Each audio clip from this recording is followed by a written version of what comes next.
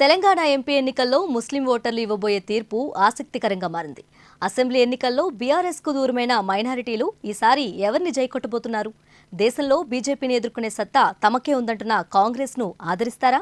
బీజేపీతో లోపాయికారి ఒప్పందం చేసుకుంటున్నట్లు ఆరోపణలు ఎదుర్కొని ఓడిపోయిన బీఆర్ఎస్ను ఈసారి కాస్త కరుణిస్తారా? పాత బస్తీలో మళ్లీ ఎంఐఎంకు అండగా నిలబడతారా? ఈసారి ఎంపీ ఎన్నికల్లో ముస్లింలు ప్రాంతీయ అంశాల కంటే జాతీయ అంశాలకు ప్రాధాన్యమిస్తారని భావిస్తున్నారు.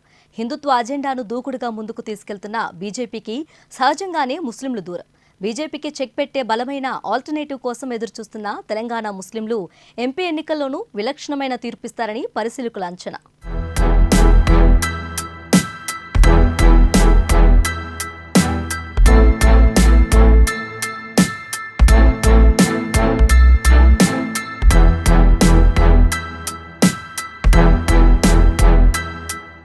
తెలంగాణ ముస్లింలు మొదట్లో కాంగ్రెస్కు ఓటు బ్యాంక్.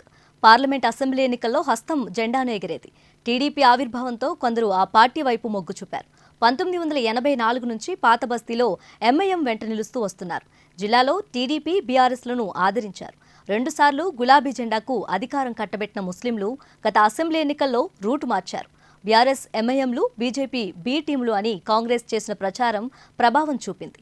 జిల్లాలో కాంగ్రెస్ విజయ్ దుదుంబి మోగించగా గ్రేట్ హైదరాబాద్లో బీఆర్ఎస్ ఎంఐఎంలకు సత్తా చాటాయి. పాత బస్తీ అసెంబ్లీ సెగ్మెంట్లను ఎంఐఎం నిలుపుకున్న ఓట్ల శాతం తగ్గింది. మజ్లిస్ను వ్యతిరేకిస్తున్న పాత బస్తీ ముస్లింలు కాంగ్రెస్కు ఎంబీటీకి జైకొట్టారు. హైదరాబాద్ ఎంపీ ఎన్నికల్లోనూ ఎంఐఎంకు ఓట్లు తగ్గే అవకాశం ఉందని అంచనా. కాంగ్రెస్ పార్టీ తన అభ్యర్థిగా ముస్లింను నిలబెడితే మైనారిటీ ఓట్లు గణనీయంగా చేతి గుర్తుకు పడే ఛాన్స్ ఉంది. అదే జరిగితే తన సీటుకు ఎసరొస్తుందని సిట్టింగ్ ఎంపీ అసాదుద్దీన్ ఓవైసీ కాంగ్రెస్తో రాయబారాలు నడుపుతున్నట్లు టాక్. కాంగ్రెస్ నాన్ ముస్లిం అభ్యర్థిని నిలబెట్టాలని ఆయన రిక్వెస్ట్ చేస్తున్నారట.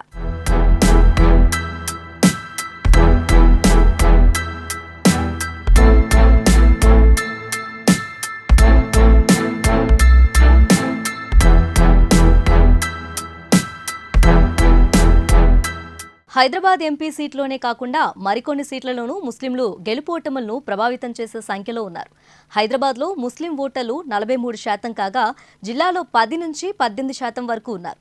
ఆదిలాబాద్, నిజామాబాద్, మహబూబ్ నగర్లో 34 నుంచి 38%, కరీంనగర్, నల్గొండ, ఖమ్మం, వరంగల్లో 20 నుంచి 28% వరకు ఉన్నారు. ఎంపీ ఎన్నికల్లో 1-2 సీట్లు మినహా అన్ని చోట్ల బీజేపీ, బీఆర్ఎస్, బీజేపీల మధ్య త్రిముఖ పోటీ నెలకొంది.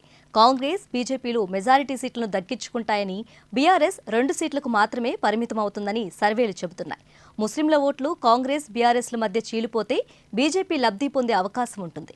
ప్రస్తుత పరిస్థితుల్లో బీఆర్ఎస్ కంటే కాంగ్రెసే తమ ప్రయోజనాలను కాపాడుతుందని ముస్లింలు భావిస్తున్నట్లు కనిపిస్తుంది. రాష్ట్రంలో బీజేపీ రోజురోజుకు పుంజుకోవటం, బీజేపీ, బీఆర్ఎస్ లాలూచీ పడ్డాయని విస్తృతంగా ప్రచారం కావటం దీనికి కారణంగా భావించవచ్చు. బీఆర్ఎస్ 10 ఏళ్ల పాలనలో ముస్లింలకు ఎలాంటి ఇబ్బంది కలగలేదు. ఎంఐఎం, బీఆర్ఎస్లు దోస్తీతో అంతా సజావుగానే సాగింది. షాదీ ముబారక్, ఇమాంలకు జీతాలు, 12% రిజర్వేషన్ హామీతో కారు పార్టీ ముస్లింలను ఆకట్టుకుంది.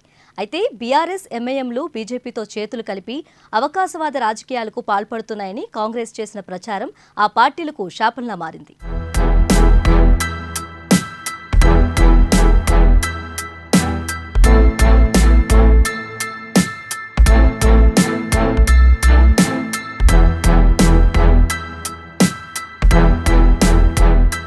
దూరమైన ముస్లింలను మళ్లీ తన వైపు తిప్పుకోవడానికి బీఆర్ఎస్ ప్రయత్నాలు ప్రారంభించింది.